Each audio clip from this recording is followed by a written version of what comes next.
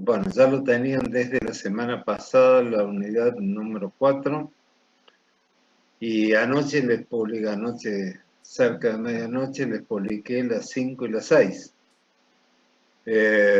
como material al alumno, o sea que como que estamos con bastante material. Ustedes ayer han visto se va a enojar, me parece. lo que son los ensayos del transformador, No, así si que ayer hoy no estaba Plinko, yo me digo, voy a detener que muy poco si en hubiera estas estado, unidades, en explicaciones no sé si le decía algo, adicionales, pero ayer como lo estaba que son dando la los ensayos clase de tipo, los Barrio Nuevo. ensayos de Hoy la partida, da Plenko, pero los si lo ensayos interrumpe la clase de de rutina, Plenko Barrio Nuevo con el eso sonido, me simplemente parece que se va a no, enojar. Ayer le importaba que digamos, son si sonaba comentarios, hay el normativa, está celular de Barrio Nuevo todo porque estaba dando la clase a él. bastante Eso reglamentado digo al nomás. respecto. Sí me voy a detener algún poquito más en esto que son los ensayos de vacío y cortocircuito, y empiezo en este momento compartiendo la pantalla.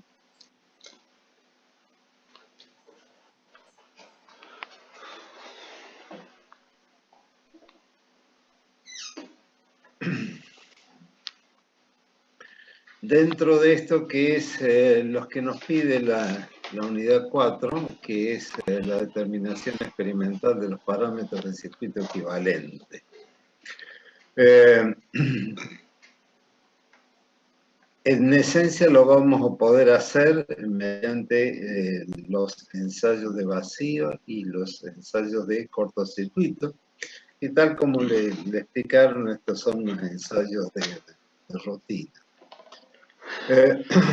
Básicamente, el ensayo en vacío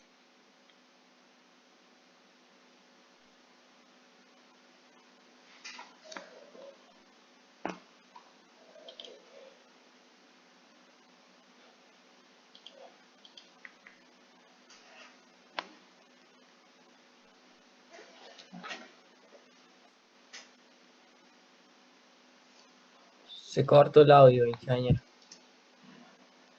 que va el flujo, y además Ingeniero, de eso, se cortó el audio apenas empezó a explicar en vacío. O sea, no se escuchó nada de lo que dijo. ¿ahora me escuchan? Sí, ahora sí. Ahora sí, porque me apareció una señal de como que mi conexión a internet era inestable, por eso tal vez se cortó el audio. Pero ya estamos normal. Incluso por lo que veo tengo una señal ahora que está buena.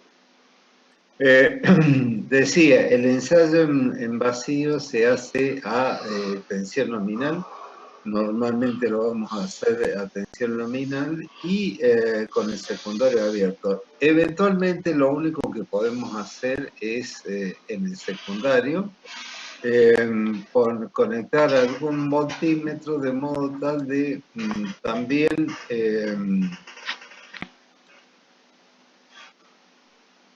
poder determinar la relación de transformación. ¿Sí? Se hace a la tensión nominal y a la frecuencia nominal. Entonces, lo que estamos midiendo acá en este ensayo, en la corriente vacío, es la I sub 0, que está compuesta, entonces, ya lo hemos visto, lo hemos analizado, por la I de pérdida y la I de magnetización, que va a ser los parámetros que vamos a estar midiendo o calculando, mejor dicho, ya que lo único que podemos medir es I sub 0. Les recuerdo lo que les comentaba en la clase pasada, de que en vacío el coseno es pésimo, razón por la cual estos tipos de instrumentos van a tener que ser apropiados para bajo coseno phi. Para un coseno de phi de 0,2 o algo superior. Entonces, al ser la tensión nominal aplicada, lo que va a aparecer es el flujo magnético nominal. Las pérdidas en el hierro son función de la tensión solamente, por lo tanto van a ser nominales y, o sea, vamos a tener flujo nominal y pérdida en el hierro nominal.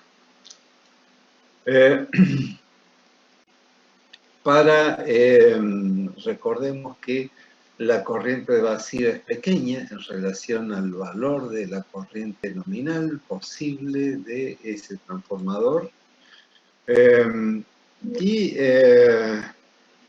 Las pérdidas en el cobre, si bien van a estar presentes, recordemos que también el flujo de dispersión solamente es el que tenemos en el primario, ya que en el secundario no está circulando corriente, por lo tanto no va a haber flujo de dispersión. Las pérdidas en el cobre, como el valor de la corriente es muy pequeña, o sea, el I cuadrado R es muy pequeño, lo que tenemos es que en función de lo que estamos midiendo no tiene ninguna consideración. La corriente, la tensión y la potencia se miden en el primario para obtener la admitancia y el factor de potencia en vacío. La tensión del primario, la corriente de vacío y las pérdidas P sub 0 son conocidas. Se puede obtener el vacío, el coseno de phi sub 0, que es el ángulo de fasaje, digamos así. Y la tensión del transformador en vacío para un valor de... y la tensión del transformador en vacío. Ahí tenemos el método para calcularlo. Esto no va a ser, no voy a extenderme demasiado. Desde ahí sé que la I bateada, ya lo hemos establecido, es I sub 0 por el coseno pi, la corriente de magnetización es I sub 0. El valor de la conductancia y de la susceptancia van a ser, por un lado, la resistencia y por un lado la reactancia, va a ser la tensión por la I bateada y por la I de magnetización. Y esto ya es todo lo que podemos obtener del ensayo en vacío. El ensayo en cortocircuito se realiza a corriente nominal. El otro se hace a tensión nominal y este se hace a corriente nominal. Para poder hacerlo a corriente nominal vamos a aplicar una tensión reducida.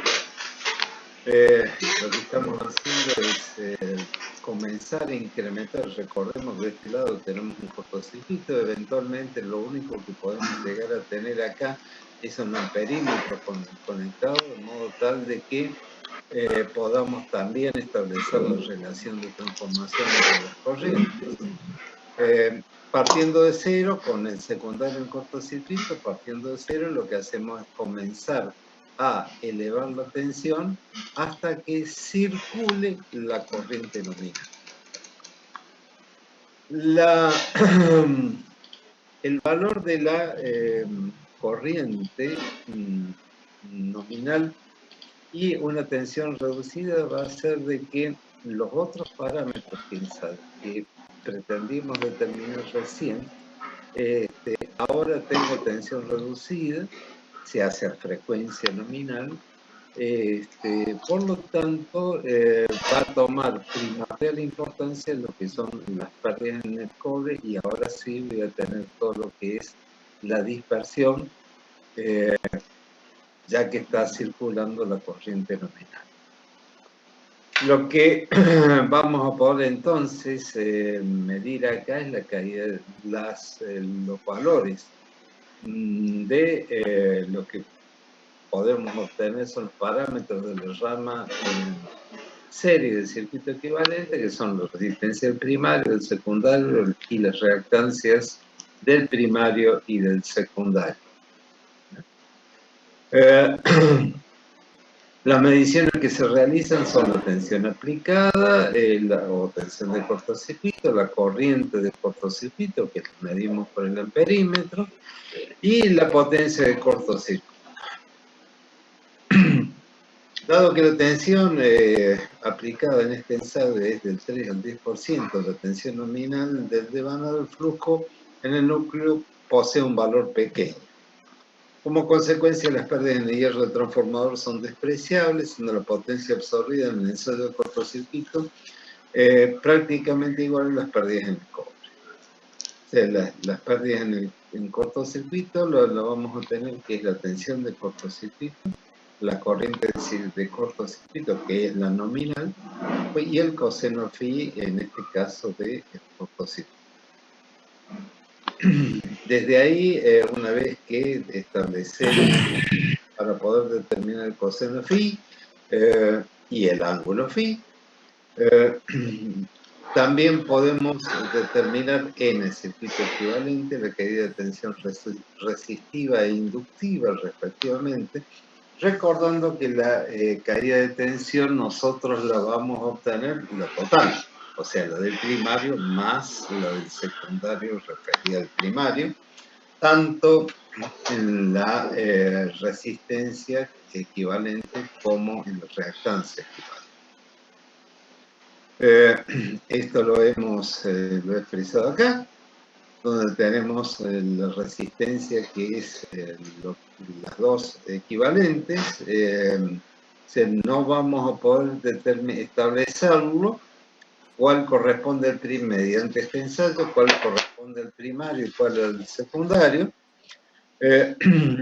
pero con muy buena aproximación le asignamos el 50% a cada uno de los devanados. Debemos comentar que en ocasiones el ensayo de cortocircuito no se realiza la corriente nominal. Muchas veces hay problemas para disponer de si el transformador es de mucha potencia, tenemos problemas para disponer de un suministro de corriente que tenga un valor tan importante. Entonces, hay ocasiones en que el ensayo no se realiza a la corriente nominal y se aplica un factor de reducción, o sea, en consideración de el vínculo entre la corriente nominal y la corriente de cortocircuito, ¿sí?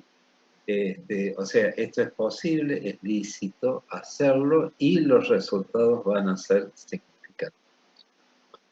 O sea, van a ser correctos. Quiero decirles entonces de que ensayo de vacío y ensayo de cortocircuito son bastante rápidos de hacer, bastante fáciles de hacer. Los valores de resistencia que obtengamos, no olvidarnos de que tienen que estar referidos a 75 grados. También nosotros podemos medir, esto ya es otro tipo de ensayo, pero podemos medir la resistencia a la corriente continua y a partir de ahí hacer las extrapolaciones. Bien.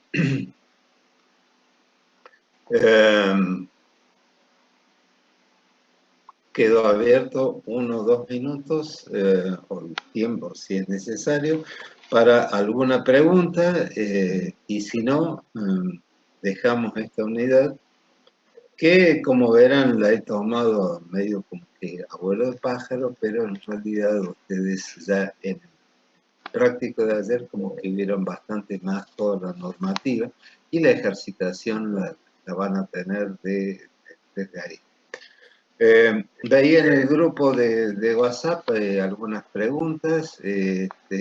Espero de que hayan quedado satisfechas las inquietudes. Por lo que veía del trabajo práctico, en realidad, como que hasta en las propias filminas que les proyectó Gerardo, estaban las respuestas, así que es cuestión de que se metan un poco de cabeza en las explicaciones, tanto las fórmulas que están publicadas ahora como las de ayer, y bueno, no hay demasiados secretos en los problemas que se han planteado. Hay que pensarlo un poco. Bien, escucho y si no, vamos al otro tema. Yo tengo una consulta, profe. Habla, Sí. parece tu. Hasta acabamos de ver que, bueno, el ensayo en vacío te da aproximadamente las pérdidas en hierro y en cortocircuito las pérdidas en el cobre. Esa aproximación, ¿hay un grado de error grande o por qué se dice aproximadamente? No, es ínfimo el grado de error. Lo que pasa es que estamos, o sea, a ver, el grado de error no es superior al error que podés tener en los instrumentos, ¿sí? Es del mismo orden. Reitero, en el caso del ensayo de vacío, estamos despreciando las caídas de tensión en la resistencia, digamos así, cuando está circulando la corriente de excitación, la corriente de vacío. O sea que lo que estamos haciendo ahí es despreciar el I cuadrado R, pero tenemos un valor de una corriente que es del 3 al 8% de la corriente nominal, y encima de eso está elevado. Si bien la resistencia mantiene su valor, pero en rigor de verdad, no olviden también de que hay un comportamiento de la resistencia que no es tan lineal, dado que tenemos una circulación de corriente alterna, tenemos efecto especular, tenemos dispersión. O sea, los errores que se cometen son absolutamente despreciables. Sin embargo, desde el punto de vista de la teoría, tenemos que decir, esto está pasando. Ahora, la importancia de eso, en rigor de verdad, es ínfima. ¿Sí? Yo tengo una consulta, ingeniero. Soy Santiago. La característica de ese coseno phi, que estamos hablando del ensayo de cortocircuito, ¿es resistivo o inductivo? Va a ser típicamente inductivo, porque sí. lo que vamos a tener es la circulación de corriente nominal, pero lo que va a predominar en este caso es las reactancias, tanto la de dispersión como la reactancia propia de vanado, ¿sí? O sea, parte resistiva va a ser, la resistencia es la menor. O sea que va a ser predominantemente inductivo, ¿sí? Listo, gracias. Bien. Voy a compartir pantalla nuevamente entonces, y ahora nos vamos a ir a la unidad 5, donde vamos a empezar a hablar del estudio de la corriente de excitación. La hemos determinado recién, hemos visto la forma de determinarlo recién, hemos arribado a que podemos calcular tanto el coseno de phi como los valores de la corriente de magnetización y los valores de la corriente de pérdida. Nos vamos a centrar ahora en estos dos parámetros y sí vamos a tener en cuenta la forma de onda. Esto va a ser básicamente lo que nos vamos a ocupar en esta unidad. Esta corriente de excitación, sobre todo cuando hacemos el ensayo en vacío, la potencia que medimos es la potencia de pérdida. Esta potencia de pérdida y además de eso la componente más importante de la corriente de excitación es la que produce el flujo. Es la I de magnetización la que va a producir el flujo. Entonces, ustedes ya han visto en electrotecnia de que existe esto que conocemos como el ciclo de histéresis, donde hemos representado en este primer gráfico, lo puse para representar de que si partimos de un material que jamás ha sido magnetizado, estamos representando el valor de la inducción y el valor de los amperios vueltas sobre ambos, necesarios para producirlo sobre ambos ejes. Si el material es virgen magnéticamente hablando, lo que estamos en el instante inicial es cero. Estamos acá en este cero. Cuando hacemos el primer semiciclo, el material se va magnetizando hasta llegar a un valor y luego empezamos a... se invierte, le aplicamos una fuerza electromotriz de modo sinusoidal, y al comenzar las inversiones a quitarle se va descendiendo esa magnetización, y al volver hasta acá, que teóricamente debiera volver por la misma curva, nos encontramos con que el material tiene una inducción que vamos a llamar el magnetismo remanente. El ciclo continúa hasta que llegamos, hasta que vuelve a tomar cero, y a ese valor se lo llama intensidad de campo coercitivo, la fuerza coercitiva. Luego se completa el ciclo hasta llegar nuevamente a un máximo y empieza a repetirse este ciclo. En principio, si no se lo dijeron, o si se lo dijeron, se lo recuerdo. Este ciclo de histéresis que he puesto yo en este dibujo es un ciclo que es bastante generoso, digamos.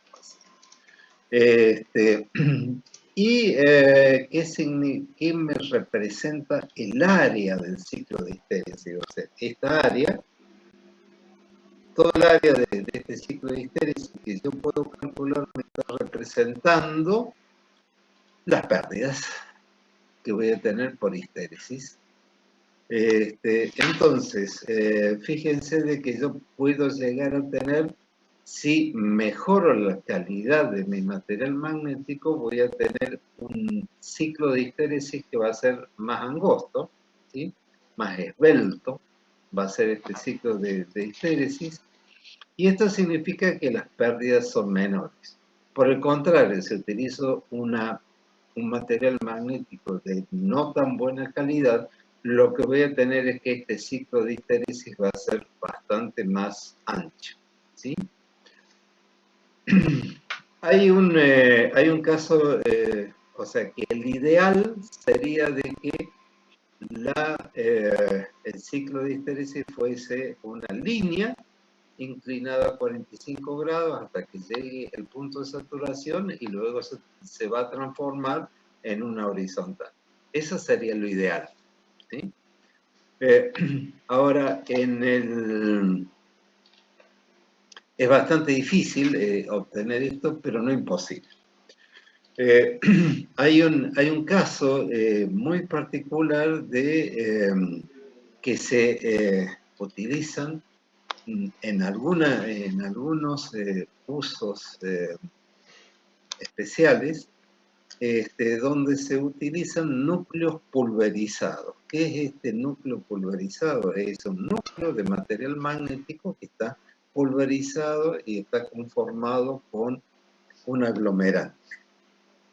Normalmente no va a ser necesario esto, pero si tenemos algún uso, como ya después vamos a ver algunos de los comentarios, muy especial, sobre todo los utilizados en amplificadores de telefonía.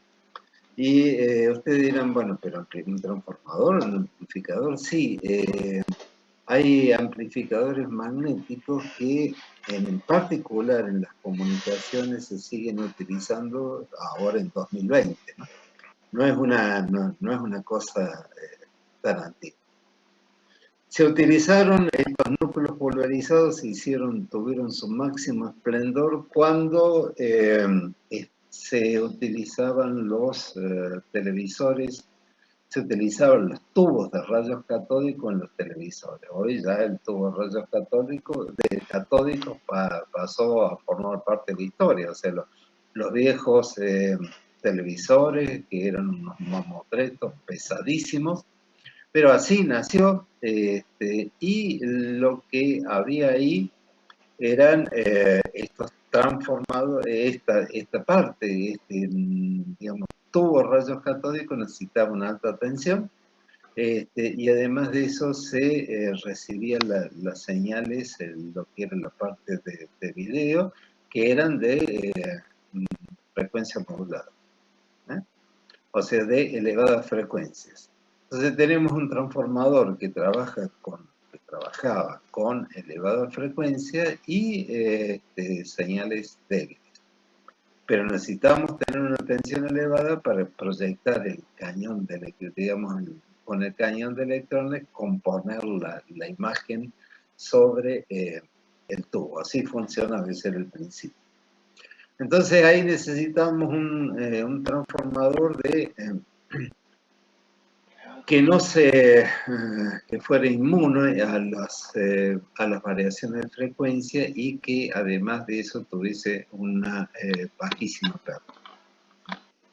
Ahí tuvieron su momento de esplendor los núcleos pulverizados. Este transformador se conoce con el nombre de yugo, y estos transformadores tenían prácticamente su ciclo de histéresis era una línea. Insisto, ahora son pocos, pero se siguen utilizando en algunas utilizaciones especiales. Bien, este ciclo de histéresis entonces es producido por los amperios vueltas, por los N por I. ¿Sí? Los N por I que tenemos acá representados en la intensidad de campo que me va a producir el flujo. O sea que nuestro ciclo de histéresis ahora lo relacionamos con, primero, me va a producir el flujo que tiene la forma cosinusoidal, o sea, está desfasado 90 grados. Recuerden de que veíamos que la corriente de magnetización estaba en fase con el flujo y la corriente de pérdida estaba en fase con la fuerza electromotriz. Esto es cuando veíamos en el circuito equivalente, ¿sí? Entonces, el máximo valor de la corriente, lo que se está sucediendo es que va a coincidir con el máximo valor de flujo, pero no necesariamente va a coincidir ese máximo valor de la corriente, no necesariamente va a coincidir con el cero de la fuerza electromotriz, que es de tipo sinusoidal, que le estamos aplicando.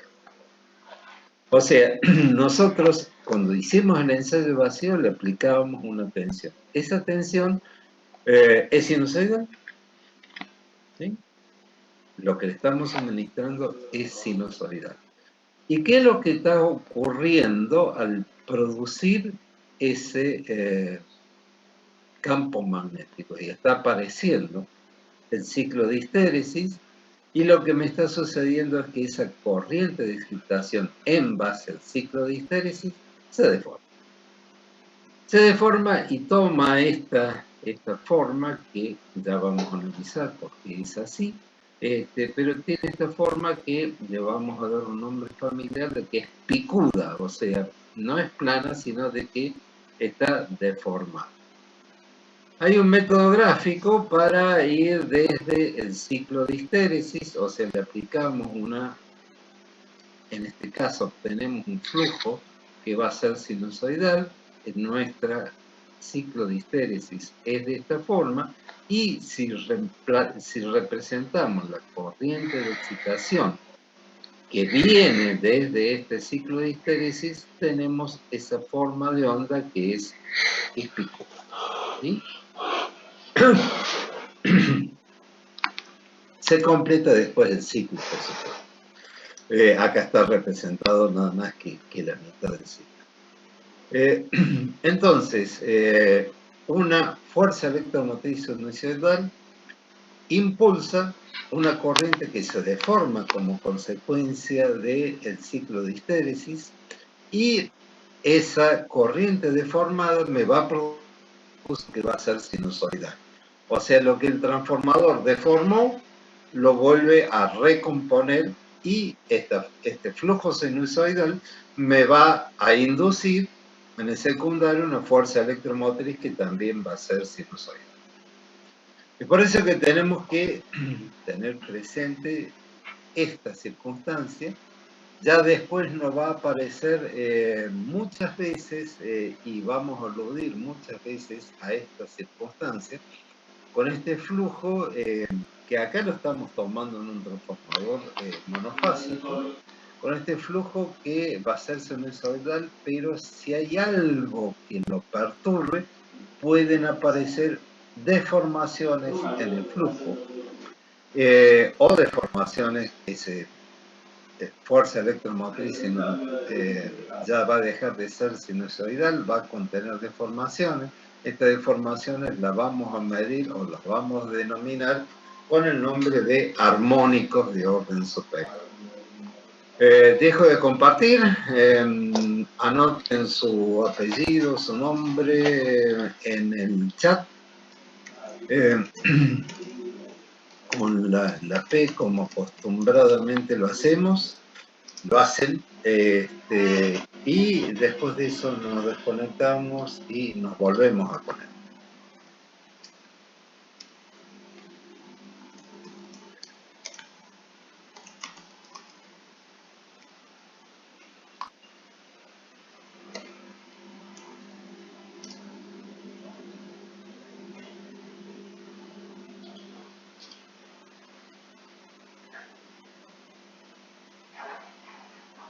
¿Estamos todos? Ah, no, nos faltaba un tronco hábil.